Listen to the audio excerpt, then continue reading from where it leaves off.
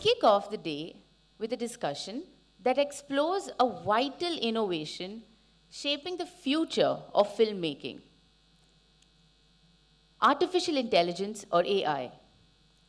This session promises to captivate both the filmmakers as well as the audiences of the future, as it delves into how AI is revolutionizing the creative process. Titled, "Will Artificial Intelligence Alter Filmmaking Forever?"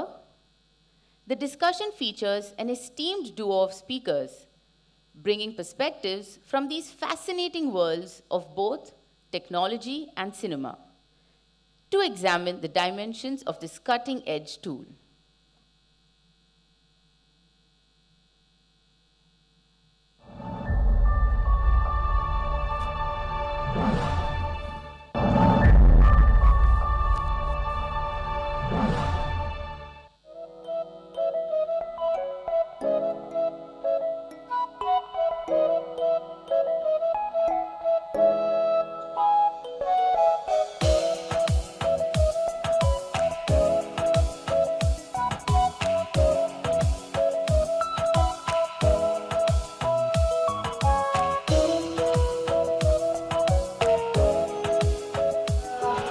When I first started taking pictures, I was very much amused by the character of the Perfumer in Tuscan's novel, just the idea of a man trying to capture every scent. But unfortunately, liver cirrhosis is going to give you away. You know, it should have been more to do with intoxication than with drinking. Your kidney stolen from this man.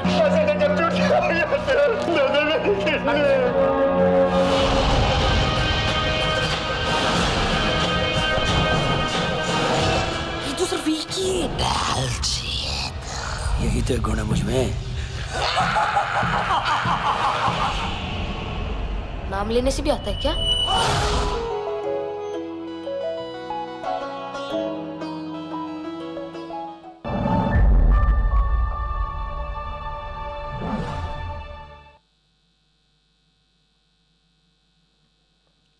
Please join us in welcoming with a warm round of applause an acclaimed filmmaker, Festival Director of the 55th International Film Festival of India, and the moderator for this session, Mr. Shekhar Kapoor.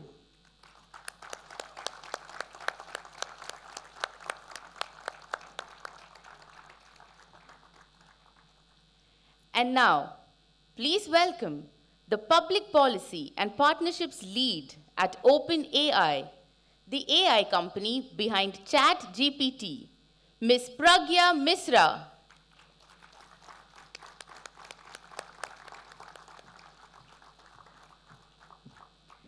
Finally, a filmmaker, media producer, entrepreneur, innovator, and systems researcher, a major creative force behind the films like Ship of Theseus and Tumbad, Mr. Anand Gandhi.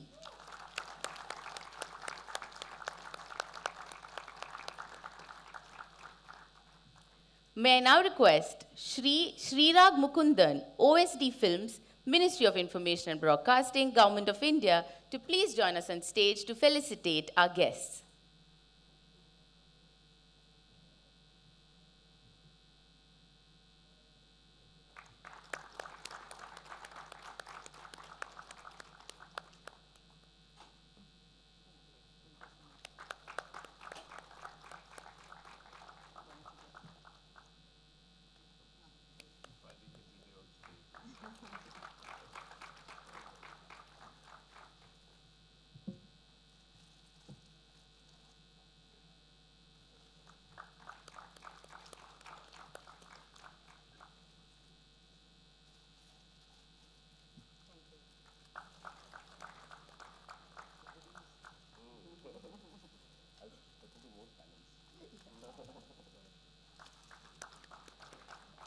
And now, over to Mr. Shekhar Kapoor with a gracious request to commence the conversation.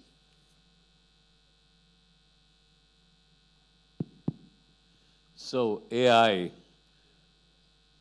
nobody knows really what it is. We're all still discovering AI. We're artificial intelligence, machine learning, People are thinking it's going to take away their jobs. People are trying to stop it. People like, I'm sure Anand and I, all of us, are welcoming it as the most democratic tool that we have, even as filmmakers, but as people. So what is it? I'm going to give you my first response. How many of you actually use ChatGPT? There you are. You have a very successful company here, right? No, she's the real expert here on AI.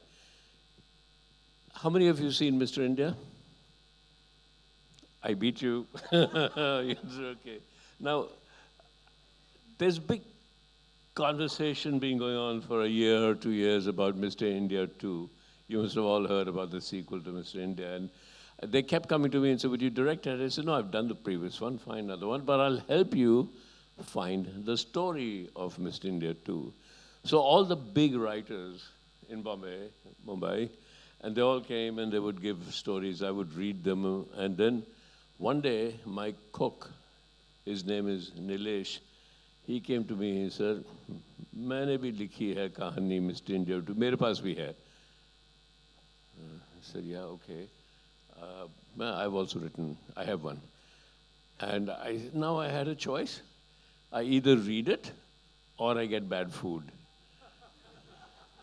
So I said, okay, I'll read it.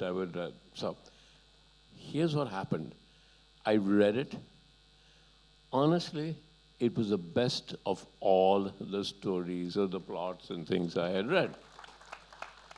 So I said, Nilesh, कहाँ से आई कहानी तूने कैसे लिखी? Where did you get this from? He said, sir, वो आपके computer पे आप करते हैं ना, Chat GPT. वो वहाँ से Chat GPT ने मुझे कहानी दी. That was 4 months ago.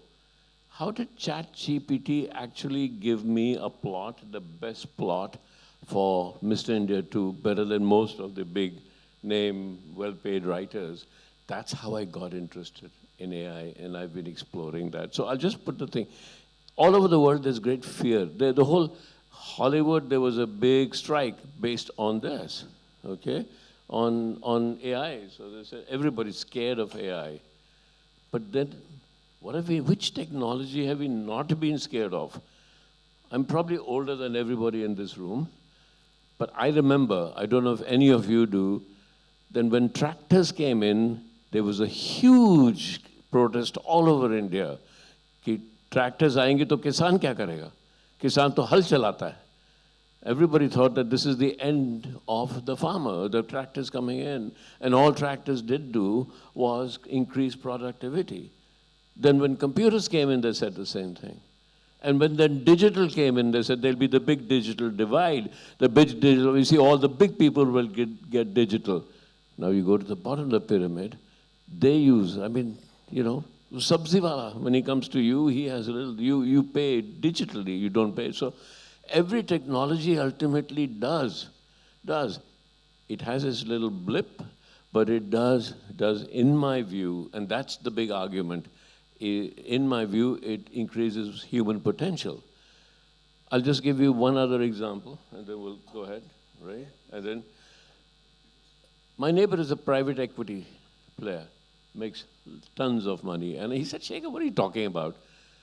My chowkidar, his job is to come at night and look after my security. If you just tell him that AI is coming and he'll lose his job, because everybody says loses jobs, I said, tell me what you do. He said, I'm a private. I said, yeah, that's the name. Oh, I find companies to invest. I get money from other people and I invest in them. I said, give AI to your chowkidar. He'll do your job. It took you 10 years to get you where you are. AI will enable him to, in 10 days, to do your job as well as you. So your problem is not that where will the chowkidar get his income from. Your problem is where will you get another chowkidar from. So this is, you know, things about AI. So let's open it out, especially to filmmakers. Okay? Question, Pragya. You're OpenAI, right? You have a program called Sora coming on. You have examples of that we can show? We're not saying that AI is going to take over the film business, but let's see what AI can do, is already doing, right? And then I'll come to you, because you're about to launch this sophisticated idea of taking one thing called the Maya verse A big, huge novel, gameplay, comic book, everything, and then you're using technology to send it through and see how AI could help you as a filmmaker. Okay, let's go. Yeah, no, absolutely. I'll just hop over there and show you what the model can really do. But before I do that, I just want to sort of lay out the baseline for this conversation. And already Shekhar has done that really well in terms of just the context. But Sora is really the text-to-video model that we have. It was really heartening to see so many hands up in the room when Shekhar asked how many of you use ChatGPT, and I think you just see that more and more of that changing and shifting, and I'm sure it has unlocked a lot of value for you just in a text-to-text model, which is what GPT is, a text-to-voice model, and a voice-to-voice, right? So today, if you open our latest 4.0 model, you can really speak to the model and have an ongoing conversation. And think of Sora, it's more from a text to a video, and that's a very critical path to what OpenAI's mission is, which is benefit all of humanity, and artificial general intelligence that's going to benefit all of humanity. And the spatial and the video understanding is a very critical path to us achieving that AGI. And therefore, it's really important. What you're going to see today is not yet available for everyone, but we have snippets of it available online. And I'd love for you to go experiment and take a look on our OpenAI website on what really Sora is all about. I'll show you some of the videos that film directors and creators around the world have done for us, and we hope that we can open it up for everyone and have a launch pretty soon. But until then, this is just a short trailer to get you all excited. And at this point, just the way the model has been sort of set up is you can do almost a minute-long video just using Sora. And I know it feels really short for all of you, and especially us, who we're all so used to watching 3-hour movies. But guess what? We're also used to watching 40-second reels, which often tell the story, to the point, may not give you the nuances, but at least you can take away the key message from that. So I think we hopefully see that in the beginning, some of the adoption will be there, and then you can also use it for the filmmaking process. So I'll just quickly show you some videos.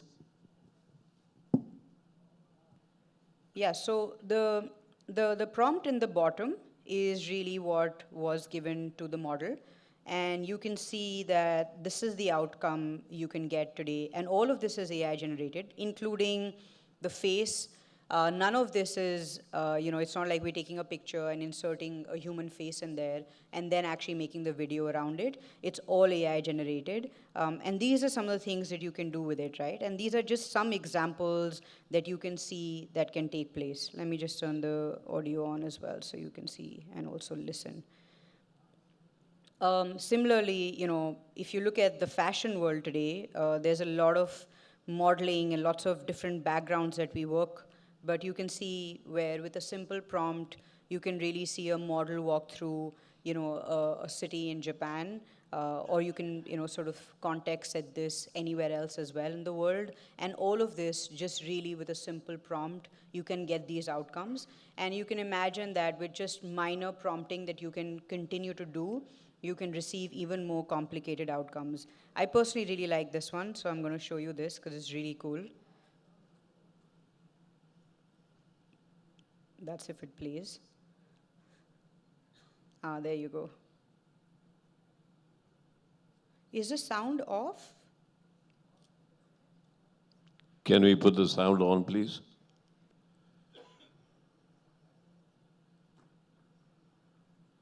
We're going to try put the sound on because the effect of sound really is very important in this one.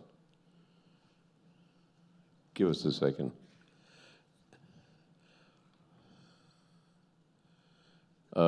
Pragya, while they're working with sound, can you just read out what the prompt was, how simple the prompt was? Yeah, absolutely. It just says, several giant woody mammoths approach, treading through a snowy meadow. Their long woolly fur lightly blows in the wind as they walk, snow-covered trees and dramatic snow-capped mountains. So it's pretty much that, and if you want, you can even make it more specific. You can also context set who you are when you're putting this prompt as well, right? So you can say, I'm a film director in India. wanting to create this particular 40-second or 1 minute long Sora clip, and it can then really give you outcomes even specific to that. So, and very often what we've learned, and I can share with you that as part of the Tribeca Film Festival, we had actually worked with 5 hand-picked film creators who had then produced these movies with the help of our researchers and our technical engineers, and then released them in Tribeca. And some of the learnings that they shared was a lot of the prompting that they were doing in Sora, they were actually using ChatGPT to come up with those specific prompts and fine-tune them on our ChatGPT, which is the text-to-text model, and then moving it to Sora to make it even smarter. So, no, the sounds aren't working? Okay, it doesn't matter, we can get back to that. But I just wanted to show you one last video as well, which I thought was really cool. Again, this is just, can you imagine like imagining towns and cities in the US back in the 18th century, 19th century, and similarly you can do that for the future as well. And so, you can imagine you're wanting to create a movie set in the 23rd, 24th century, how you can do that today and what that world will look like. All of this is available, on our website, so you can go ahead and take a look and play with it, even look at the specific prompts which are in the bottom. I would love to point something to you on this. Let me turn the video on and audio on. Let me play that again and I'll show you something very cool, which is if you look at the right side, there's this lady in the Florentine jacket, and you can see even the movement of her, just the way she's moving along with the crowd. I'll play that again, and you can see how there is movement on the right side, how people are coming closer. That's typically how we move as humans in a crowd, and the model is even able to really copy that. So I can go on forever, but I think I just wanted to give you a short understanding of what we've already achieved. And this is like, we always say this is probably the worst version of the model you're going to ever see. We're only going to get better and more intelligent, and we're hopefully going to be getting far smarter. And also with the compute getting even better and better, hopefully you'll be able to create videos which are obviously much longer as well. But this is just a very, very early sense of what the model is capable of doing. So while you're there, how long, once you've done the prompt, how long before the computer gave you the video? Within seconds at this point. And, some of the more complicated, if you are adding more nuances in terms of, you want the snow to look a particular way, you want it to be set in a particular context in terms of a time period, the more specific you get, obviously the outcome is much better, but it might take more than, let's say, maybe instead of 10, 15 seconds, it might take you about 20, 25 seconds, but everything within a minute at this point comes out. So, one question, while I know what's happening, everybody. With the TK, you've made mammoths, but what about the human face? Do you Yes. have anything with the human face in it? Can A we lot, see it? actually. Yeah, absolutely. Yeah. I can show you that as well. I did show you a short video with the human face. We have a few here. You can also, again, specify which ethnicity, you want to talk about a South Indian, specifically a woman dressed in a South Indian sari, doing a particular dance. You can specify all the way to that end, and you will really see those faces popping up as well. This is, of course, made in the US, so we just have a prompt that is of a white American woman. But as the model is getting smarter and better, today in the beta version, when I use the product, I have the ability to specify it to all the way to that level. And someone might ask, okay, then what happens to a lot of the safety challenges that come with that? And so, we have guardrails around not making sure that you can put public figure faces. So if I was to write, can you put Sachin Tendulkar, on the World Cup winning the, India's 2030 World Cup, can you show that with Sachin Tendulkar holding the trophy up? You will not actually get Sachin Tendulkar's face because many of the public figure faces have been blocked from the model so that there are no disinformation, misinformation, deep fakes, things like that which are going around. So we've already thought of that and put those guardrails within the product already. Okay, and thank you. I know there's a lot of questions in everybody's mind. I'm going to hear from Anand. And then we'll come back to questions and come back here. So Anand, it's a very, you've seen, I'm sure you've seen lots of this. I'm sure you've seen all this before, and there are a lot of other companies offering that. Anand is creating the Mayaverse, which is the new form. You make a book, you make a film, you make a game, you make a comic series, you make a OTT series, and you use it. Do you see AI helping you in making that? I definitely think it's going to be a part of our lives in a way that it's increasingly inseparable. So there is absolutely I can't imagine otherwise. I can't imagine participating in creating culture without AI being a co-author, co-pilot in the coming years. So it's very much a part of our processes. And you've known this for some time now, that we have been extremely curious about how and where AI is going to take this position in our lives, which is increasingly just within the last 2 years. 2 years ago, I was here at Serendipity. ChatGPT had just launched a month before, and Zain and I had spent, my co-founder here, Zain and I had spent literally every waking hour on it. And we had, and because we had spent so much time on it, we had come here and done this, hand call on how many people have been using it. And at that time, literally one person in the room had heard about it. Today we saw it's become, within just 2 years, it's become an inseparable part of pretty much so many people's lives. So with creating, and what that enables us to do is, you asked about Mayaverse. I just want to quickly respond to that. We asked ourselves, what would Vyasa do if he was around? What would Kalidas do if he was around? Because for the first... And if Kalidas had AI, you mean? Kalidas with the ability of AI tool at his disposal. Go with it, Anand. Let me see where you're going with that. Do we want to know? Yes, right. So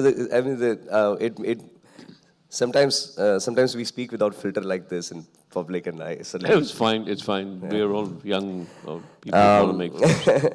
I mean, I don't mean this in a trivial way. I don't mean to trivialize the work of this incredible great work that we have had the privilege to inherit. When I talk about people like Vyasa or Kalidas, I'm not trivializing the work at all. I'm in fact celebrating it. I'm saying that it was for 2,000 years the unachievable aspiration. It was the gold standard of what we can do culturally as a species. And pretty much in the last 2,000 years, for me at least personally, as a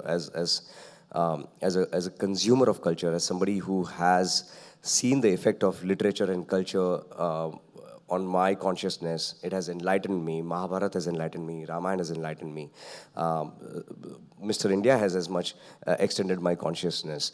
So, as somebody who has been the receiver of great cultural work, I've always found, I've personally found that nothing has come close to the vastness, the greatness, the depth of Mahabharata. And many of my colleagues and co-creators agree with this idea. And that could be several reasons. I mean, I can go into an academic speculation of why that might have been the case, but it's just the sheer scope of something like that has kept it unachievable. We have started flirting with the notion that with this incredibly powerful tool at our disposal. So I'm going to ask a question. Anytime anybody's tried to make Mahabharata for the screen, have said, oh, it's too expensive, it's too big a thing, where will we achieve it? So this is back to you. Is it possible that somebody is prompting reading the Mahabharata and AI is creating it on screen? Absolutely. I mean, I actually, it's so amazing you asked this question. I was going through my LinkedIn feed yesterday, and somebody has already done that. They've recreated the Mahabharata using 7+ AI tools. I'm still figuring out if they've used, have had early access to Sora and have used our tools, but there are others that are available. And so, to your point, I think it's already happening. And, often we think about creativity in a certain in a certain perspective. And I think with tools like this, you're just going to democratize it, where somebody like me who does public policy can't draw a straight line on a piece of paper, can now start to think about actually maybe creating a reel or maybe creating a film, or at least dipping my feet into what that creative world looks like and tapping into it. And so I think hopefully what we want to do is democratize the access to a lot of these tools, this technology, and not only for the ones who are, deeply have their hands on it and understand the field, but also the ones who just want to either use it as a hobby or potentially never got the time or never had the money or never had the funders to build that short reel which they needed to take this to market or to actually commission a particular project. All of this today can be a reality. And this is what we are hearing from creators and developers who've used our tools earlier, where, if you wanted to literally get a project funded, and Shekhar, you would know this, both of you would know this, much better, where, it required a X amount of fund in your bank account to even allow, or even for me to pitch what I'm visualizing in my mind, because that itself would take a lot of money. What is this? What is your film? What is the concept? Can you show me a short snapshot of it? Today, you can do that just a few hours of prompting, sitting in your home, and you have the ability to create a deck which I can bring to you. You can see what I have in my mind, and hopefully believe that I have the talent to take this and actually fund it. So this whole go-to-market journey, which had a very high wall in the beginning, and the entry to barrier was very high. Today is just going to keep dropping and allowing for many people who are sitting specifically in tier 2, tier 3 cities and really want to, live this big dream of being a director or a creator, putting their work on the global map, is very much possible. So I keep thinking, we keep asking, Shekhar, who's your competitor now? I have this image of a 15-year-old girl that lives in a slum in Mumbai, has learned how to prompt. And she doesn't even learn how to prompt now. Just simple. It's not even coding. Even coding AI will do for you. She just prompts and she creates a film. And if her imagination as a 15-year-old girl going through all the issues that she's gone in her life is greater than mine, she'll make something much better. So that's where the competition lies, Anand, not us filmmakers that's the question I'm asking. Yeah, at this moment, she can only create a 1-minute film, a 2-minute film. But like all our learning and processing and writing and everything, she's just going to, speak to the computer. And why I say it is the most democratic tool, because all she needs now is imagination. Yeah, and the technology can support you to do the rest at this point. So I'm going to take a pause because it's a very complex, and everybody's scared of it, everybody loves it. I'm going to open up to 2 or 3 questions, and then we'll come back. How many of you have questions? Let me see. Okay. Yes, I've got to go row-wise. The lady in the front here, can we give her a mic? We'll come back to everybody. I'll take 3. We'll all have a chance to ask a question. And hopefully somebody, one question will be answered by another question. Yes. Hello, good afternoon, sir. Sir, मैं director हूँ और पहली film बनाई हूँ. मेरा सिर्फ छोटा सा सवाल है, जैसे मैं मोबाइल पे जैसे मेटा एआई होता है और चैट जीपीटी होता है, तो मेटा एआई में जब हम कुछ पूछते हैं तो वो तुरंत रिप्लाई देता है और चैट जीपीटी पे अटक जाता है कभी कभार. और कभी कभी जैसे मैं एक बार यूज़ कर रही थी कि एक साउथ की फिल्म का सबटाइटल लिखना था, तो उसमें जब मैं लिखने लगी, मतलब होता है ना कि उसका ट्रांसलेशन करना था, तो बोलता है ये मेटा एआई, मैं आपका बाप नहीं हूँ, आपको गलत फहमी हो रही है. उसके बाद वो फिल्म थोड़ी ऐसी थी जिसमें वल्गर लैंग्वेज था, तो मैं उसको लिखने लगी कि उसको कैसे लिखना है, तो बोलता है सॉरी मेरे डाटा में ये नहीं है, गाली नहीं है. तो मुझे सिर्फ ये जानना है कि मेटा एआई जो मोबाइल पे आता है और ये जो चैट जीपीटी है, वो दोनों में अंतर क्या है? That you can take.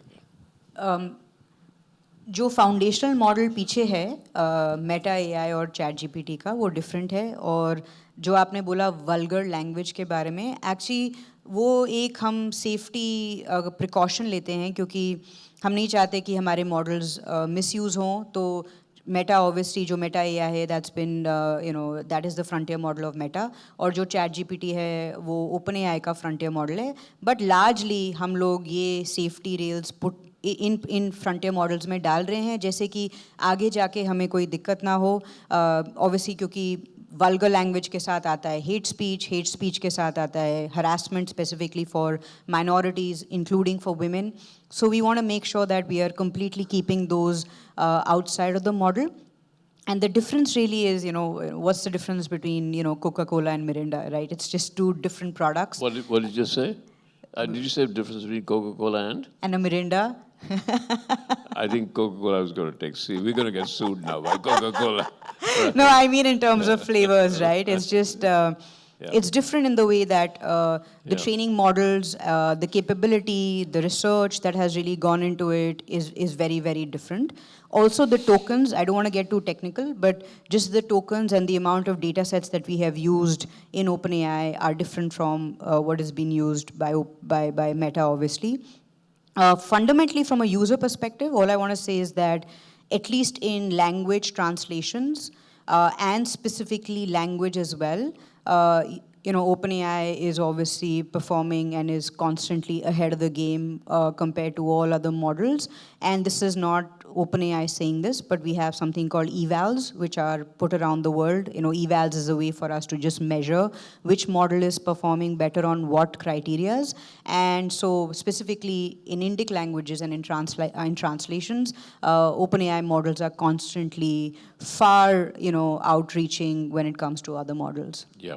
Can we come here? I'll come to many questions, because maybe their answer will... Thank you. Yeah. I'd like to take a slightly contrary view. When you say democratizes creativity, do you mean to say that a creator is just the prompt? I can give a prompt on this session saying, write a poem on this session in the style of T.S. Eliot, and it'll spit it out. So it's really, I'm wondering if this is a cancellation of creativity rather than the democratization of creativity. And the term creator is one of those smoke screens, to make us all feel empowered. But it's actually disempowering. And this brings me to the second part of the question, to Anand. I once had a conversation with him, and he was so far ahead of me because he said that the bacteria are controlling evolution by colonizing human beings as the most reliable species to keep them alive. So I'm wondering now whether these large language models and other visual apparatus will actually make it impossible for a Vyasa who's actually a conglomerate. There's no individual called Vyasa. So you can simply, give a prompt and it'll spit out 18 parvas, of a new Mahabharata. So here's my question to all three of you. What does this do to our very notion of humanity as autonomous beings who are capable of choice? Thank you so much. Thank you. My name is Makarand Paranspe. I was a panelist here yesterday. Thank you. So, Makarand, I'll try and answer that. It's a very complex question, and I knew that somebody's going to answer I'd also that. like to, of course, respond. Because that's a fundamental argument against AI, is it's scraping data from everywhere else to recreate data. So where does human creativity lie? Who am I? So I'm just going to say something. What can AI not do becomes an issue. What can AI do? What can AI not do? If, as an individual, what drives me as an individual? As a kid, we used to go up the mountains with my parents, and every time I saw a river going down, I used to jump on it and then start running from boulder to boulder, right? And so what you had to do was somewhere instinctively know where to jump when you go to the next boulder, otherwise you're dead. Why did I do it? Because it created fear in my head. And therefore, because it created fear, I had to make intuitive decisions at that time, which I think are much faster than AI will ever get to for the moment. Because if I had an AI thing in my head, I wouldn't do it. So we human beings create a lot because of fear. Now, if I go to AI, and forever, if I go to AI, it'll give me every association of fear. I'll say, put a man with a lot of fear on his face, or a woman, or a love story. It will do that. It cannot feel fear. It cannot feel love. It can prompt. You can prompt the love story, and it'll give you love story. It cannot feel love. It cannot feel faith. Because all of life is about uncertainty. If there was no uncertainty, none of us would want to live. We live for the next day because the next day is uncertain. The next moment is uncertain. If it wasn't uncertain, how would we even live? How would we even survive? AI is about certainty. It's not about uncertainty. It cannot live that. So when you say, is AI going to take over life? I said, no, because then we don't understand what life is. Life is about these 4 or 5 things that I've talked about. That's why we live. So this is a larger philosophical idea. I will let Anand talk to you, and Pragya, you can take over this idea that, are we true, is there a possibility that prompting in itself become art? After all, we never had this issue when my daughter used to take a crayon and scribble all over the walls. That was her technology, and suddenly she has an iPad and she's learned how to paint on an iPad. Was her scribbling with a crayon on the wall a more creative act than actually using the iPad to paint? We have to answer that question also, right? At each technology, we are actually doing that. The only thing with AI is it's change at a pace that you cannot get. That's why I call it democratic, because I'll just go a little further into larger issues than creativity.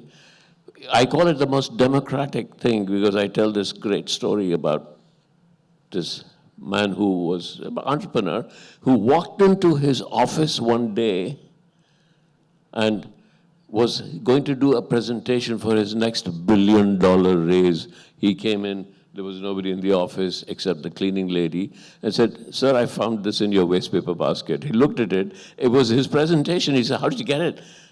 And she said, "Sir, it was a waste paper basket." So got it there by mistake. And he thought, "Oh my God, my competitors are getting to me." He walked into his office, and the cleaning lady from behind said, "Sir, please, maaf karna mujhe, lekin ye aapki presentation galat hai." Huh? The cleaning lady says, "Aapki presentation galat hai."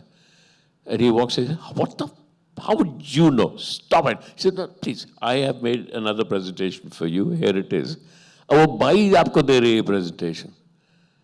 And he walks in, he reads the presentation. It's better than his. Guess why? You know why? Because she got the presentation from some AI, he also did, but she knew how to prompt better.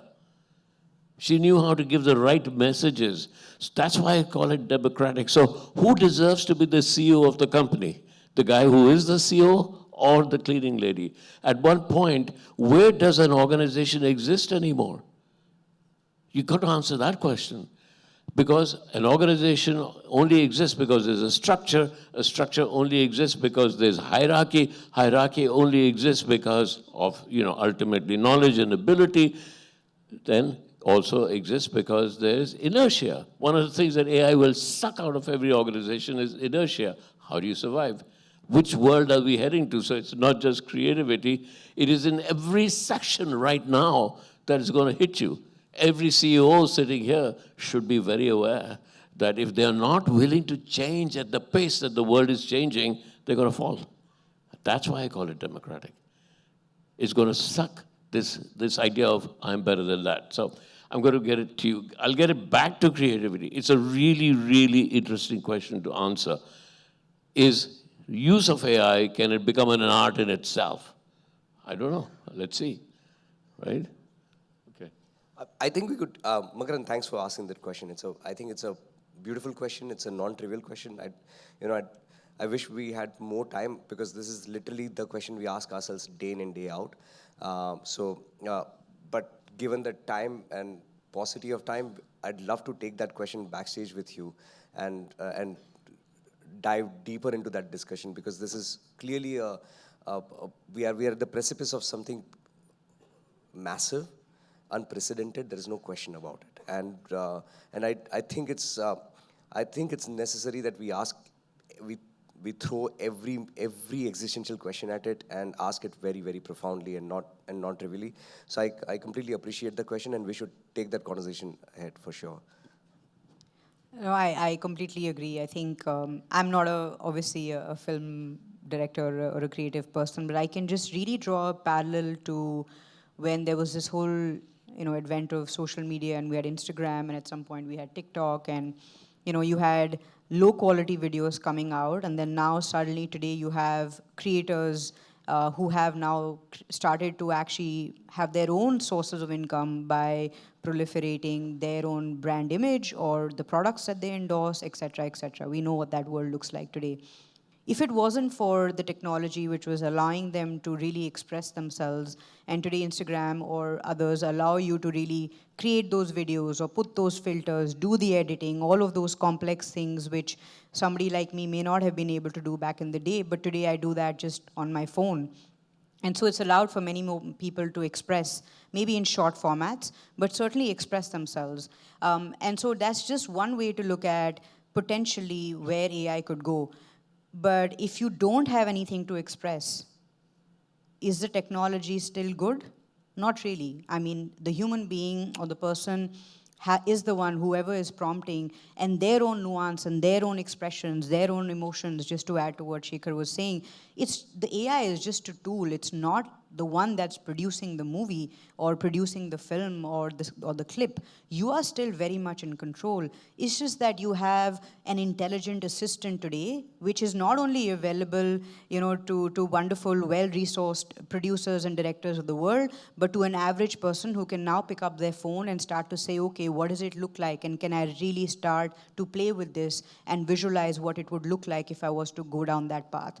And that is true in any field today, where even if it's the corporate world, I have the ability to, today with 4.0 and 0.1, have an assistant on my phone, which is graduate level intelligence with 4.0, and with 0.1, it's PhD level intelligence. Now you can just imagine in your day-to-day, you have access to this, which typically CEOs of very large companies have access to. And so therefore now, with that intelligence on your phone, how can you really achieve your own potential by tapping into that? It's not taking over my world. It's just somebody I can spar with, I can brainstorm with, I can ideate with. But at the end of the day, I am still taking the decision, I am still in charge, and I'm going to be just using it to better express myself, is how we see it. I'm doing a sequel to Masoom now, called Masoom: The Next Generation, my next film. And I have this sparring with AI all the time. I said, okay, what's Shekhar Kapoor doing next? Oh, he's doing a sequel to Masoom. What's the story? It gives me a story. And I say, okay, now tell me the story from Jugal Hansraj's point of view. It'll give me a story from Jugal Hansraj's point of view.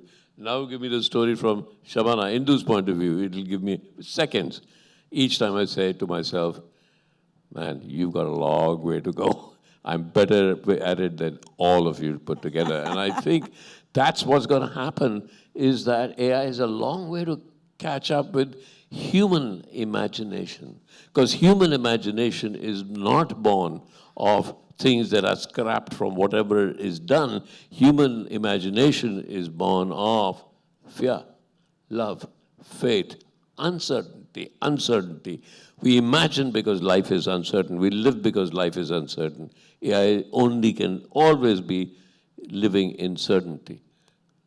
Yeah, okay. One more question, then we'll get back.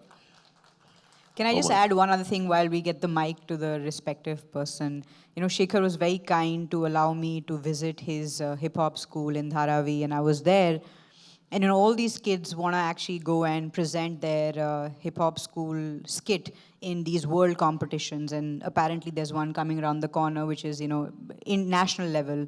And so they had put a plot together, and we were testing the model with it. And this 8-year-old comes up to me and says, ये chat GPT जो हमारा plot है उसमें मदद कर सकता है? I said, sure.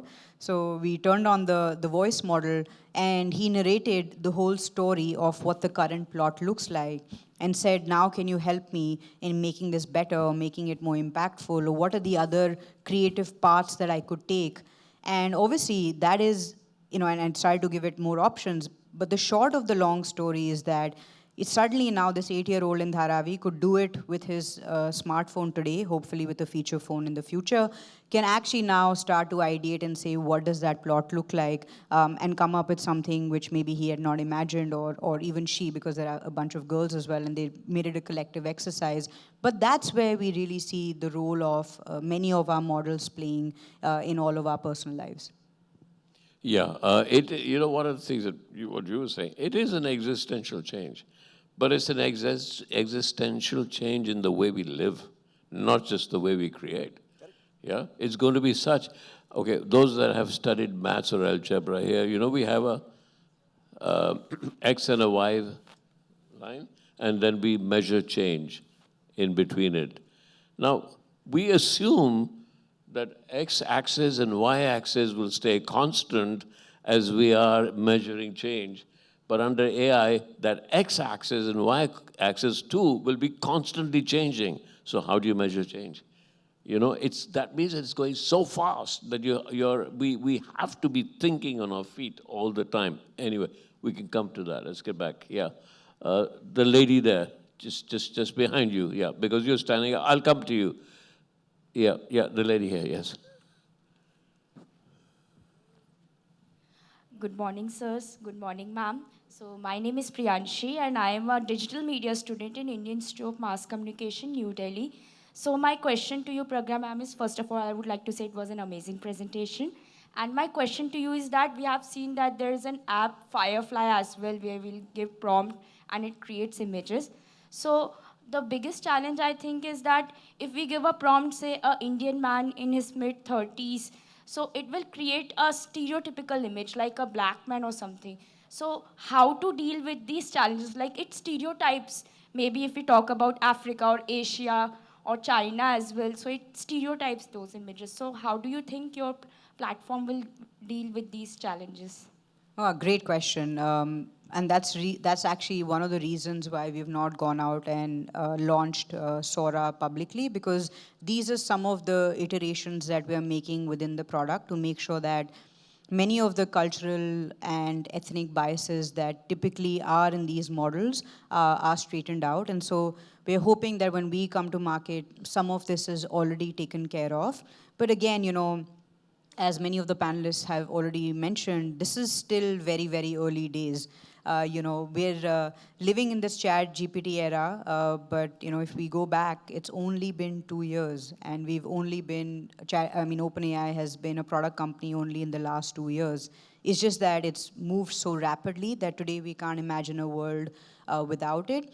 But we're hoping that as we move along and as we get much more feedback, and therefore, we work with many red teamers, we work with many teams based in India. That's one of the jobs that I do here, make sure that we keep providing feedback to our teams to make sure how can it be far more relevant. And I think the second piece too, you spoke about more the stereotypical visuals, but also just in language, right? And so we're doing a lot of work on how can we include low resource languages as well, so that hopefully, of course, we'll do fairly well in the top 20, 25 languages widely spoken, but what can we do, even in the dialects, what can we do specifically in low resource languages, because, that's where we see the future. I have a question of the audience. Almost everybody raised your hand when you said, have you used AI or ChatGPT somewhere? How many actually used it to help or create or in some way help creative work? How many of you did that? Okay. Anybody just gets up and says, why and how did you use it? Did it help you in creative work? Yes, go ahead. You're already standing up. Are you answering my question? Great. Hi, sir. Hi. Hi, everyone. My name is Jaya Bharat. I'm an AI filmmaker. Recently, I mentored. Oh, we love you. Yeah. Oh, we don't know yet. Let's see. whether we love AI or not. I mean, it's a question. We're not saying, I'm not pushing AI here. I'm just opening it out. Yeah. So I'm into the startup which leverages AI tools and help new beginner storytellers to produce their own films. So recently this thing happening. How can it threat to the normal other than AI thing? I want to show you a demo, like how it really democratizes the storytellers using AI. I have a 1.5-minute short film. If you allow, I want to show them that, and in comparison to a film which is already made. So how do we really democratize that? I want to show you if you allow. Okay, no, I can't show it right okay, now. Okay, yeah. so and the way I use is I try to use these tools and help other filmmakers to cut their budget, just like Pragya ma'am said, and it helps people to almost cut 85% of production budget. Okay, now, so that argument I've had, if we were making Kalki today, somebody would be able to make Kalki through AI and use that and make maybe as good as Kalki and cut 85% of the budget. That's what you're saying, yes. But has anybody here used AI for their own personal creative work? Anybody? Yeah, okay. Just go, give the mic to somebody here. That's the question. It's a very specific question. It's not the philosophy of your life. Okay? Hello, sir. Yeah, my name is Farhan Sheikh. I'm a 19-year-old filmmaker. So I was able to write script. I got a person who wanted a story about two brother and sister and just a comedy script. So I took his idea, had a basic plot that they are in a single space, and I was able to, it was able to give me the whole structure. I put it in a script writing software that wrote a script, and I was able to sell it back. So I made revenue. Was the base idea, whose base idea was it? It was my idea. He just said ki I need two characters and they are in a single space. That's it. Sorry, no, wait a minute. Was it your script? Was it your fundamental plot? No, it was AI. It was ChatGPT's plot. So why did you ask ChatGPT for a plot? Because it gives me different plot ideas. Because if I have one, then I can put it, I can know it in different ways. So I'm going to ask you quick. Do you feel guilty about doing that? No, I don't feel guilty at all because it helped me. Because I had limited time and I could use that time in something else as well. So. Okay, very quick. Thank you. Anybody else who felt guilty using AI? Go on, tell me. Yes. Confession time. Confession time, yeah. Somebody, yeah, just give the mic to somebody. Don't let me point out. But please make sure that we have gender equality here. Hi, sir. My name is Arun. I'm from Chennai. I'm a music director. I've already done a movie, sir. So recently I've searched for the reference track. Usually directors come up for like, I have this track in my mind. I need a song like this. That's how it usually is, sir. So I have searched for if we can upload the track, like let's say one original track which is released recently. We have to put it in the AI, and it has to analyze it, and it has to give a new tune. So I was trying it, and one of my friend, he suggested Suno AI. It's one thing, sir, and that has given almost a same kind of output, sir. According to me, everything is, nothing is original, sir. We have to, we have inspired from some original ideas like sounds and everything, sir. So I really... So are you saying that nothing that you ever think about is original? No, it's an argument that a lot of filmmakers say. Yes, sir. That actually our life is full of what we've seen, what we've heard, and our interpretation of what we've seen and what we've heard, or what we've experienced. So what is original? If you haven't experienced it, if you haven't perceived it, it doesn't exist. All right? So it's all your perception. Now let's try and one day you and I, Anand, are going to have that conversation about what is perception and where does AI come into perception. One day we'll look at it. I'm sorry this is just 1 hour. We should have had this for 7 hours, right? Okay, no. So you didn't feel guilty about that at all. I'm just trying to understand where we as creative people stand, because there's one philosophy which says, oh, that music must have come. AI scraps scrapes things and puts it together. But if we are using it, do we feel guilty about it? Because we are based on a million different perceptions of your life. Yes, sir. Yes, see, this is a And tool, you've sir. created something, and that becomes yours. Yes, sir. Yes, right? yes. So Okay. I personally feel it's a tool, sir. Any tool, it will answer according to the input which we are giving. So we have to know like which input exactly we have to give. Yeah, Its okay. prompts. Next, tell me, somebody, I want gender equality. So- Yes. so we have Didn't you one- just ask me a question? No, you've done, okay. Yeah, sir, No, can no, we- we'll Hello, come back sir. to, yes, go ahead. Hello, ma'am. My question is to you. I'm Shambhavi. I'm from IMC, Indian Institute of Mass Communication. So, as we are talking about confessions and guilt, so I just used Chat GPT and AI in one of my assignment. And to be honest, I was not guilty until and unless my teacher found it out that yeah, I used AI. So, as we have AI now to do our works, but we have AI detector tools as well. So whenever we are using AI for anything, we get detected all the time. So in future, is there something gonna happen about this? I think I want to ask you a deeper question on how did you think that's going to impact your learning? And how much is that going to come in the way of how you express yourself? And, of course, we can laugh about this, but I often go back to my school, college, and also my early intern life, right? Where, you get grilled and, your bosses tell you to do ABC, and at that point you don't understand what's the point of it all, and you think it's just a lot of grunt work. But now when I look back, a lot of that was, one, character forming, two, taught me a lot of rigor, three, just built a lot of resilience in me.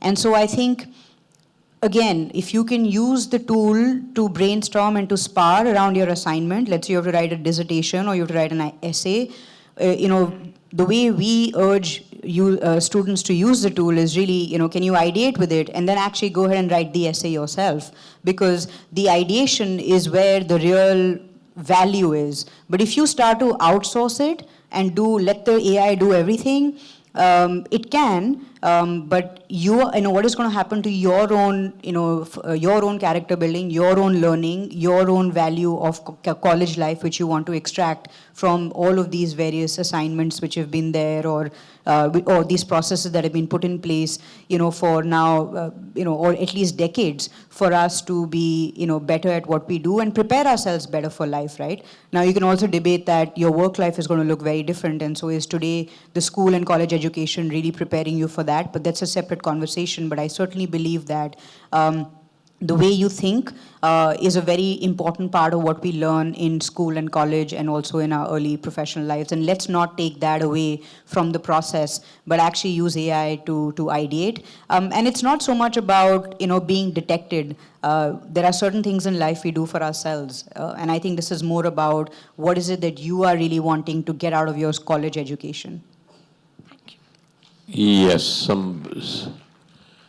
okay, Mike did on Eric, because we have a lot to get through. Okay, my name is Shayar Banerjee. I am a research scholar from Jadavpur University, and I have been an assistant professor of film and television before that. So I have been on the receiving end of, she just said. Some of my students use ChatGPT for their assignments. I found it out because I have an engineering degree. I found it out, and I gave them F. So that's not the problem. My question is, have you guys read about Theodore W. Adorno's culture industry? So in culture industry, he said about culture industry is an entity where the dominant ideology subjugates people and its audience, to not think for themselves. Do you think your ChatGPT is going to turn out something like that? Because it's kind of showing that way. Noam Chomsky once said that ChatGPT is nothing but a plagiarism software. And I have experienced that. And these people are not even guilty about doing that. So, I mean... So that's my question, do they feel guilty or not? Let me finish first. So the English settlers, when they came to North America, the Native Americans thought they were friends, but then they sprayed smallpox among them and wiped them out. Can you assure that this thing is not turning out to be something like that? I have a very quick answer to your question. So what you're talking about is there this fundamental inertia in us as human beings that we'll get so used to AI and ChatGPT that we'll stop thinking for ourselves. That's not a problem with AI, that's a problem with us. If we have that inertia, chalo yaar, abhi kaun film banayega, chalo AI use kar lete hain. If that's an inherent human inertia, that's not an imperative of what you can or you should do. The question is, if it's inertia, then you can't do anything. That's your problem. But the issue that I'm raising is those that do use it, is it immoral? What you're saying is regular use of AI will make you lazy, right? It will make creativity lazy. That's not what he's saying. He's saying that there is a problem of that human beings are vulnerable to manufactured consent. For decades, we had some humans would hack into the behaviors of other humans using supernormal stimuli, using candy that is bigger, brighter, tastier, more delicious so that we have more candy. And we have done that to each other as a species. We are very vulnerable to that kind of behavior hacking. The question that he's investigating is whether that behavior hacking can be exponential given a tool that is pretty much godlike. It's not as trivial as, I mean, of course, there can be multiple ways of approaching that, but it's not only about, he is in fact addressing human vulnerability to, and that's why everyone clapped in the room, because everyone is aware how vulnerable we are to behavior hacking. And the question is, how do we use it responsibly? I mean, that's really the question that we are investigating when you're talking about guardrails. Absolutely. And I think the answer, the two things, right, to what you said and also to the plagiarism piece. I'll address the plagiarism because it's easier. Including in Sora, with the same prompt, you will never get the two identical clips, ever. So there's no question around IP violation, copying, plagiarism. That's how we've built and that's how the tools have been trained. So you can put the same prompt, you're not going to get the same outcome. So that's a lot like human beings. We all see worlds and lives. I'm seeing the same room in a particular way. We both are sitting in the same room, but I bet you he's looking at this room completely differently like I am compared to me, right? So, and therefore, that's how the tool is. So there is at least the way we're thinking about developing the tools today, that's how it is. Plagiarism, yes, in terms of text, yes, there are challenges where there's a copy-paste from whatever ChatGPT creates. And so it's really not plagiarism. It's just that the student is not using their own creative sense, but is copy-pasting what they've got from AI, and we had these problems even when Google had initially come in, right, where people would just copy from research papers as it is, and then later on, of course, all the various tools came in, and so you could detect that, oh my God, you've not put a footnote, you've not really referenced this properly, and therefore there's a challenge. So I think we will get to that, but the tool itself is not violating any copyright or plagiarism of someone else's work or regurgitate. I mean, we do regurgitation, but we don't copy-paste as it is from somebody else's work. So that's not happening. I think more around what you spoke about is more persuasion. That's what we call it today. And so specifically, I can talk about the election context, which I know is not relevant here, but that's the baseline that I have since I do public policy, is that yes, some of our tools were used for better persuasion. What that means is that, can you write this Twitter post in a more effective way? Can you draft it for a particular community and sect and make it, let it be written in a way that it's very persuasive compared to just how I independently would write it? And so our models and our engineers are constantly looking for these sorts of keywords, and we actually pull them up very quickly and detect them and pull those custom GPTs down very, very quickly. And again, we are very upfront about and very transparent about reporting this, not only on our own websites, but also to the regulatory authorities to make sure that if persuasion is being used specifically for harm, that it is caught on very early. But of course, some of it will slip through, but I think us as a society need to be far more resilient while platform companies like ourselves continue to do what we think we should be doing. I've been told that we've run out of time, but wait a minute. How many of you know that Anand Gandhi actually practically runs a mini institute here? He lives not far from here. It's the most creative hub I've ever seen. Every day, he's like a Pied Piper of young creative people. Used to be in Bombay, he came here, everybody followed him. So you should actually start doing something on AI. Yeah, and then talk about it. And we'd love to, by the way. We'd absolutely love to. We have, we got very fortunate. We found each other very early on in life. So last 8 years, we've been living 10 minutes from here, creating quite a few of our films and games that you have experienced are created right here, 10 minutes from here, with like 30 creators living together. So please visit us. You should do it. I have time for one more question. Okay. I know, gender equality. Yeah, a woman, please. No, you've already asked a question. No, you're not a woman. Yeah, somebody right there. Somebody at the back, right there, yes. You've been waving your hand. Thank you. Hi, a quick comment. My name is Prerna. To answer your question, Shekhar sir, I don't use ChatGPT for any of the creative work. I don't get money out of it, but I feel extremely guilty even when I use it for captioning my Instagram stories and posts. So, guilty here. My question is to Anand. From the discussion we heard in this room, it seems, and I'm an actor, I don't know if I mentioned that, it seems that some people come up with the scripts with ChatGPT, with the help of ChatGPT. Some people have used it for putting music. A filmmaker, as Pragya just demonstrated, could use it to put the prompt. In this ecosystem, where do actors lie? Are we losing our jobs too? Because from what I understand, the man who was reading by the seaside or whatever the first demo you showed, I don't think he's a real model, right? He's just somebody made That's out right, AI generated. So where do actors lie in all of this ecosystem? Are we losing our jobs to Do ChatGPT? our actors losing their jobs? Yeah. Of course, if everything becomes AI, actors will lose their jobs. Yes. Yeah. So I mean, like, that's not an argument. It's a truth. But AI-generated audience. Yeah, oh, it'll do that very easily. Listen, we have to stop. I'm so sorry. Anand, I don't know you, but again, you are like, guys, I'm supposed to be moderator. I'm wanting to listen to much more of this. This argument, is it moral or not? Okay, if it's just a very quick question, I'm sorry, I'll just take it. Yes, no, the lady here, yeah. Very quick question. Will artificial intelligence alter filmmaking forever? We've not heard anything about that here. Artificial intelligence for? We've not heard anything about... Yeah, you know what? Okay, I'll answer that question. I would like Anand Gandhi to answer if you don't mind. Who? You? Oh, Anand. Yeah, okay. Because the fact is that when sound came into silent films, they said film's dead. When color came into black and white, they said film's dead.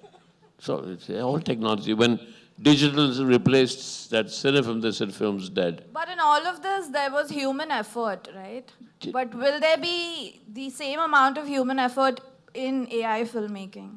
Well, it's up to you, right? So, no, look, that's, again, it's huge questions. Sorry, guys, I have to stop. But I would like to get a perspective from Anand Gandhi. Yeah, He's not really spoken here. Yeah, go ahead, Anand. Shekhar. So say, we have to do this much longer. We should do this outside of this conversation also so that we can carry, and thank you so much for that. Because this is the longest I've gone without speaking in a very long time. Wow. Well, that's what I've always been telling you. If Anand Gandhi spoke less and created more, I mean, he's one of the best storytellers I know. He just talks about his stories. He should be creating them, right? Okay, guys, we have to stop, but thank you very much for being here. But very quickly, I would love to take that question on outside as well. This is something that we are talking about constantly. I do think it's not a matter of thinking, or it's not even a question of whether AI will be autonomous or not. It's not a question of whether AI will have guardrails or not. It's not a question of whether AI will be, whether our job will be more directorial and curatorial or not. Because yes, that's already happened. Our job as storytellers, as people who are transmitting ideas and wisdom to each other, and insights and our anxieties to each other through the medium of story, our job has increasingly become, from cave painting to modern day filmmaking to now AI-driven expression, is increasingly moving in a direction where we are more and more of prompters, or We are taking the job of directing and then curating what comes out of it and then presenting that as this jigsaw recipe of our interiority. So to answer your question, yes, that's already happened, right? Like Did you say our inferiority? Our interiority. Interiority. Interiority. अपने अंदर जो है यार ये वो बना लफ्ज़ कहाँ से रहे आया? हैं। अरे बना लेते हैं बना लेते हैं हम, चलो। So now the quick answer to your question is I do think even without autonomy, even without self-programming, self-engineering AI, even with profound guardrails, we are going to be looking at AI producing even with like very little direction, very little prompting, AI producing a very, very large portion of our culture and what we are going to consume in not just information, and that's where you can still have some guardrails of misinformation, disinformation, but nudges that are invisible, nudges that are extremely profoundly impactful towards our beliefs and behaviors. So that question, that's a short answer, unfortunately. Okay, I have to stop you there. Yeah. Sorry, I just want to add one thing. Yes, No, Shekhar, one go thing, ahead. which Yeah. is very simply, I know there's this conversation around persuasion. I just want to make this very distinct, distinction, I would say, which is that AI, or at least the way it is today, especially, ChatGPT and even Sora, all of these are one-on-one tools. These are not deployment social media tools where at scale I'm changing behavior. You're not like, you don't go to ChatGPT and start scrolling. It's not giving you a feed. So it's not changing your behavior. It's giving you the questions you ask. It gives you responses. You want to go deeper, you get that response based on the question you get asked. And so, changing behavior at scale is not going to happen on a foundational large language model. It happens when you use it and then deploy that in a separate model where you can speak from one to many. This is a one-to-one tool. So just want to be very clear on that. I don't think any of them are No, questioning I'm not. the, I'm just I have making to that sorry. distinction. Listen, I'm so sorry, but listen, we should do this again. But thank you all for coming. I hope you had an interesting idea. This is this has just created more questions, and so one day we'll have to over time. But thank you for being such an amazing audience. Thanks, Shekhar. Thank you very much. Anand. Thank you so much. Sir, thank you so much. The objective of the session was to begin the conversation and not end it, but we do have to end this session.